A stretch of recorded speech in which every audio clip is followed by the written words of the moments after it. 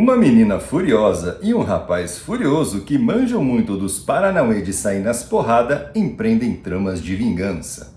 Olá, eu sou Marcos Debona, esse é o canal Contém Spoiler e hoje você vai ter uma promoção aqui no Contém Spoiler. Pague um e leve dois, porque eu vou falar sobre dois filmes. Fúria Primitiva e Furiosa, uma saga Mad Max. Eu vou aproveitar para falar um pouco para vocês sobre como funciona o roteiro em filmes de ação. Esses dois filmes estão no cinema ainda e por isso esse vídeo não vai ter spoiler.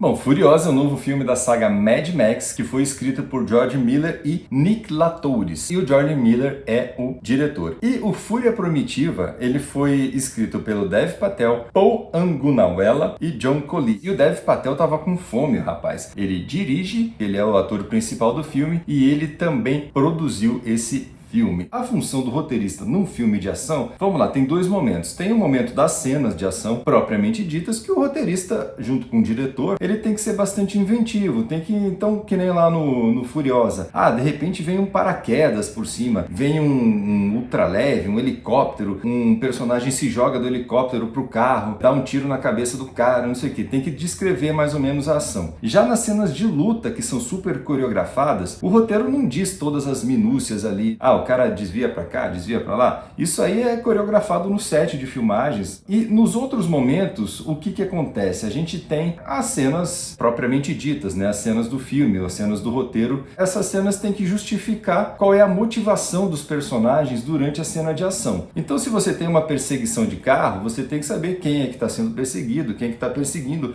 Então, eu vou falar sobre esses dois filmes. Como vocês viram, eles têm algumas semelhanças, porque são duas tramas de vingança de dois personagens que sofreram traumas de infância. Então, nos dois filmes, abrange um período, desde que eles são crianças até um período da vida adulta, em que eles vão ter uma motivação para se vingar de alguém. Começando então pelo Furiosa, a gente tem uma paisagem super verde, tem ali a Furiosa ainda menina, ela vê uns motoqueiros ali naquele oásis e ela percebe a ameaça que esses caras representam, então ela tenta fazer alguma coisa. Então ela é sequestrada e vai parar nas mãos do Dementus, que é o grande antagonista da Furiosa. O incidente incitante, ele deixa primeiramente a pergunta, será que ela vai conseguir voltar para casa? Furiosa é uma prequel, né? Uma prequela, uma história anterior ao Estrada da Fúria, que apresenta já esse personagem adulto. Então a gente sabe que ela não vai voltar para casa. Passa o tempo ali, a gente se pergunta se ela vai conseguir sobreviver naquele ambiente inóspito, até para homens, mais ainda para ela, e a gente sabe que ela sobrevive. E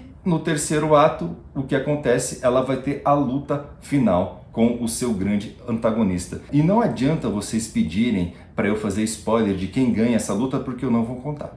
Um roteiro num filme de ação tem essa função de repente, colocar uma camada a mais de significado, né, nos filmes. Então, o Furiosa vai falar sobre uma luta de classe, sobre exploração do trabalho, vai ter uma crítica social, né? A gente tem ali no universo Mad Max, tem três cidades, uma produz comida, outra produz arma e a outra produz gasolina. Há uma tentativa de acordo, de um escambo ali, feito pelos três poderosos. E claro que esse acordo é muito frágil e acaba sendo rompido e desencadeia toda uma luta na qual a Furiosa vive naquele fogo cruzado ali naquele ambiente e que ela tem que lutar para sobreviver. E agora vamos para o Fúria Primitiva, que é um roteiro que ele consegue acrescentar uma camada, eu acho, mais consistente, mais interessante. Particularmente é um roteiro que eu gosto um pouco mais. O primeiro ato apresenta um personagem muito... Aliás, o personagem dele não tem nome. Simbolicamente, ele é um cara insignificante para aquela sociedade, né?